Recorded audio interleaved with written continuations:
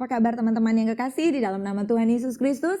Bertemu kembali dengan saya, Pendeta Muda Dr. Gigi Santi Tambunan. Apa kabar kita semuanya? Saya percaya kita semua tetap ada di dalam tuntunan Roh Kudus. Dan saya selalu berdoa buat semua yang selalu menikmati channel YouTube saya ini akan diberkati oleh Tuhan. Dan pasti diberkati oleh Tuhan. Karena apa yang disampaikan ini semua adalah firman Allah.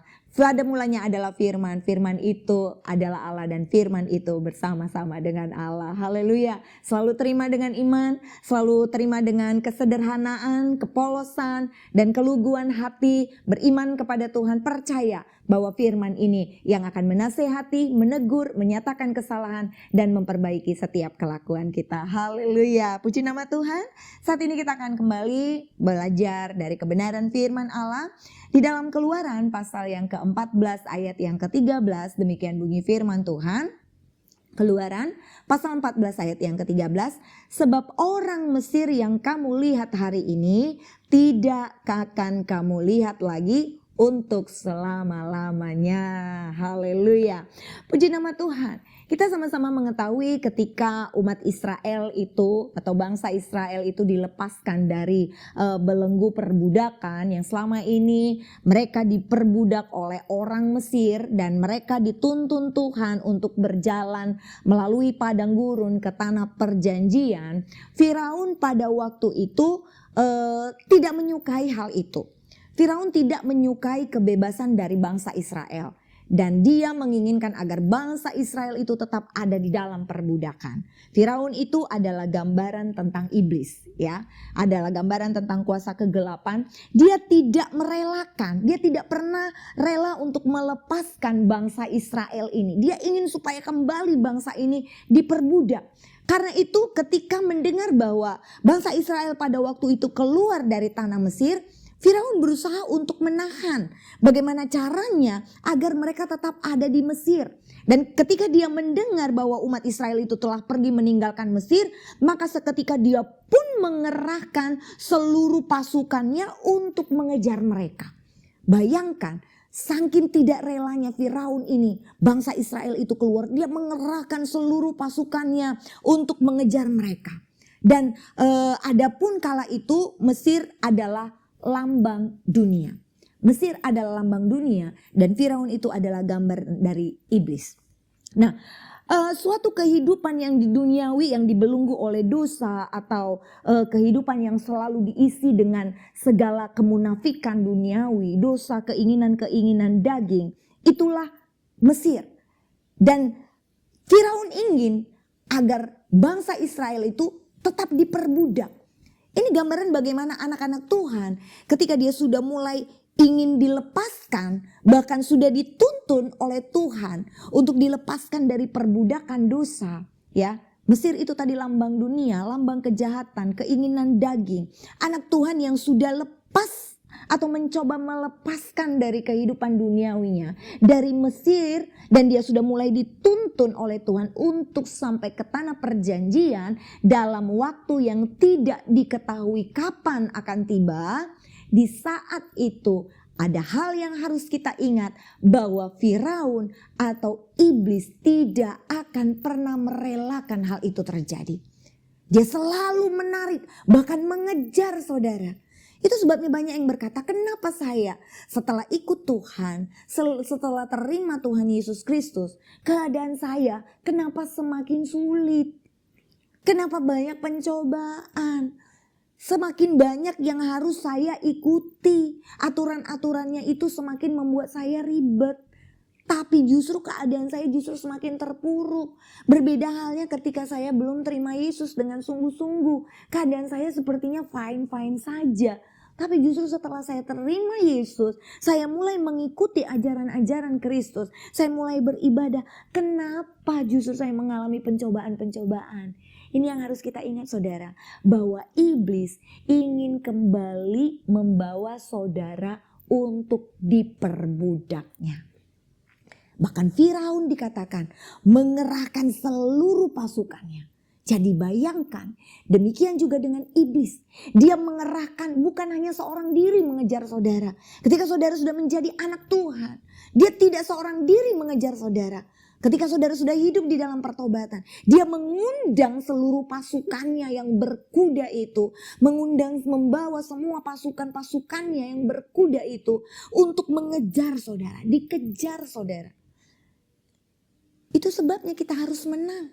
Dan apa yang terjadi dengan bangsa Israel itu? Jelas saat itu mereka ada dalam ketakutan.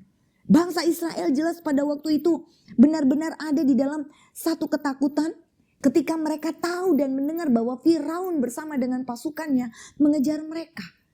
Dan mereka ditemukan saudara.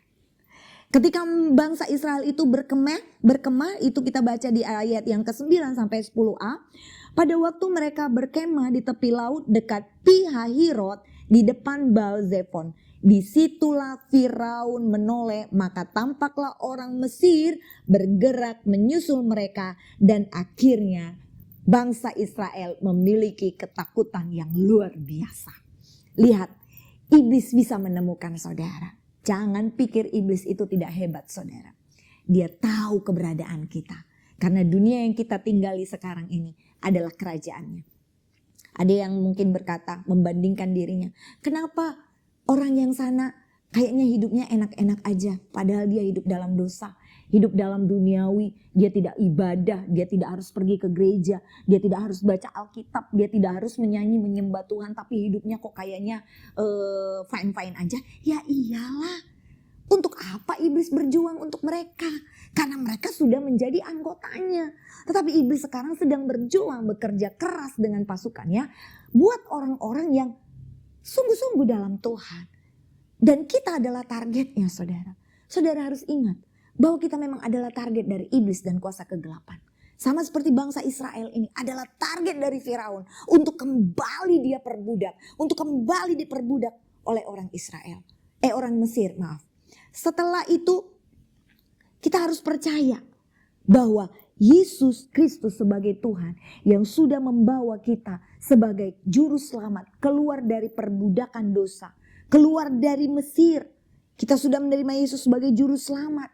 Maka kita juga harus bergerak cepat, bergerak maju, ya. Takut itu biasa, ada kekhawatiran di dalam duniawi dan ada kekhawatiran sedikit. Ya seperti saya katakan tadi, banyak yang mungkin berkata bahwa kenapa justru setelah saya ikut Tuhan hidup saya semakin berat. Hal-hal yang seperti itu mungkin akan muncul. Tetapi kita harus bergerak cepat, harus kembali mempercayai Tuhan lewat membaca firman Tuhan. Jangan berikan kesempatan bagi iblis untuk kita mengikuti arahannya. Ketika kita mencoba untuk terus mengasihani diri kita sendiri, maka nanti kita akan semakin jauh dari Tuhan. Tetapi ketika kita mulai lemah saudara, berdoalah. Ketika kita sudah mulai khawatir, carilah Tuhan. Baca firman Allah. Dengarkan lagu-lagu rohani yang menguatkan hidup saudara. Dan percaya bahwa Tuhan tidak akan pernah meninggalkan saya dan saudara. Dan kita melihat di sini pada masa kesesakan seperti ini dan apa yang dilakukan oleh umat Israel ya. Iblis dan bala tentaranya bergerak begitu cepat dan mengacaukan seluruh aspek kehidupan kita. Mengikut Tuhan itu bukan soal usia saudara. Mengikut Tuhan itu bukan karena sudah berapa lama. Ingat, bangsa Israel itu di padang gurun itu sangat lama. 40 tahun itu bukan waktu yang sebentar.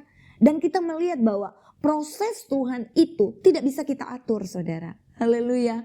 Tuhan dengan kita tidak bisa negosiasi untuk yang namanya dosa.